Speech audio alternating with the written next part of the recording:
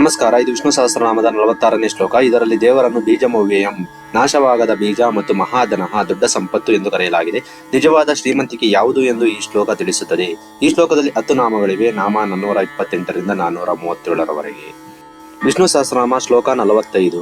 ವಿಸ್ತಾರಸ್ಥಾವರಸ್ಥಾಣು ಪ್ರಮಾಣಂ ಬೀಜಮವ್ಯಯಂ, ಹರ್ಥೋ ನರ್ಥೋ ಮಹಾಕೋಶೋ ಮಹಾಭೋಗೋ ಮಹಾಧನಃ.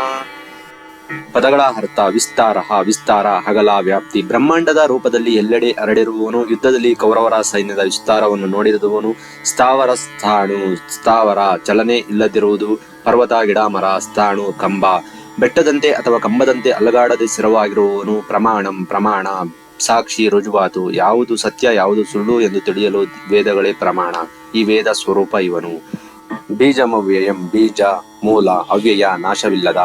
ಜಗತ್ತು ಹುಟ್ಟಲು ಕಾರಣವಾದ ಬೀಜ ಇವನು. ಸಾಮಾನ್ಯ ಬೀಜ ಗಿಡವಾದ ಮೇಲೆ ನಾಶವಾಗುತ್ತದೆ, ಆದರೆ ಈ ಮೂಲ ಬೀಜ ಎಂದಿಗೂ ನಾಶವಾಗುವುದಿಲ್ಲ. ಅರ್ಥ, ಬೇಕಾದ ವಸ್ತು, ಗುರಿ, ಎಲ್ಲರೂ ಪಡೆಯುವ ಬಯಸುವ ಸುಖ ಅಥವಾ ಮೋಕ್ಷ ಇವನೇ. ಅನರ್ಥ, ತನಗೆ ಯಾರಿಂದಲೂ ಏನನ್ನೂ ಪಡೆಯಬೇಕಿಲ್ಲದವನು. ಐಶ್ವರ್ಯವಿದ್ದರೂ ಅದನ್ನು ತಲೆಗೆ ಹಚ್ಚಿಕೊಳ್ಳದವನು. ಮಹಾಕೋಶ, ಕೋಶ, ಭಂಡಾರ, ಕವಚ. ಅನ್ನಮಯ, ಪ್ರಾಣಮಯ, ಮನೋಮಯ, ವಿಜ್ಞಾನಮಯ ಮತ್ತು ಆನಂದಮಯ ಎಂಬ 5 ಕೋಶಗಳ ಒಳಗೆ ಆತ್ಮವಾಗಿರುವವನು, ಅಥವಾ ಇಡೀ ಜಗತ್ತನ್ನೇ ತನ್ನ ಮಾಯೆಯಲ್ಲಿ ಮುಚ್ಚಿಟ್ಟಿರುವ ದೊಡ್ಡ ಖಜಾನೆ. ಮಹಾಭೋಗ, ಭೋಗ, ಸುಖ, ಅನುಭವ. ಬ್ರಹ್ಮಾನಂದ ಎಂಬ ದೊಡ್ಡ ಸುಖವನ್ನು ಅನುಭವಿಸುವವನು.